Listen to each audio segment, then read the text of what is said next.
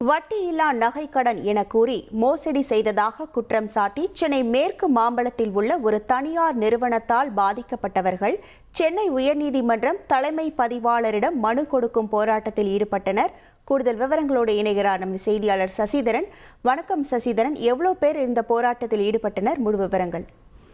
மேற்கு மாம்பலத்தில் Ruby royal jewellers and bankers என்ற நிறுவனத்தால் பாதிக்கப்பட்ட முஸ்லிம் பெண்கள் மற்றும் ஆண்கள் ஒரு 300க்கும் மேற்பட்டோர் சென்னை உயர்நீதிமன்ற வளாகத்தில் சாலையில் தரையில் அமர்ந்து தர்ணாவில் ஈடுபட்ட சம்பவம் பெரும் பரபரப்பை ஏற்படுத்தியது. அந்த நகைக்கடையில் வட்டியில்லா நகைக்கடன் தருவதாக கூறி பல்லாயிரக்கணக்கான பணம் மோசடியில் ஈடுபட்டிருப்பதாகவும் இது தொடர்பாக EOWவில் புகார் அளித்தும் எவ்வித நடவடிக்கையும் எடுக்கவில்லை, நீதிமன்றத்தில் வழக்கு இருந்தும் குற்றவாளிகளை தப்பவிட்டு விட்டார்கள் என குற்றம் சாட்டி இந்த போராட்டமானது நடத்தப்பட்டது. உரிய நடவடிக்கை எடுப்பதாகவும் மனு உள்ளே உயர்நீதிமன்ற ரிஜிஸ்ட்ராரிடம் கொடுக்க அனுமதிக்க போலீசார் வழிவகை செய்ததற்கு பின் இந்த போராட்டம் நிறைவேற்றப்பட்டு சாலையின் ஓரம் வைக்கப்பட்டு தற்போது மனு கொடுக்கும் உள்ளே போராட்டத்துக்கு கைவிட்டு உள்ளே சென்றிருக்கிறார்கள். நீதிமன்றத்தில் ரிஜிஸ்ட்ராரிடம் மனு வைக்கப்பட்டிருக்கிறது. உங்கள் விவரங்களுக்கு நன்றி சசிதரன்.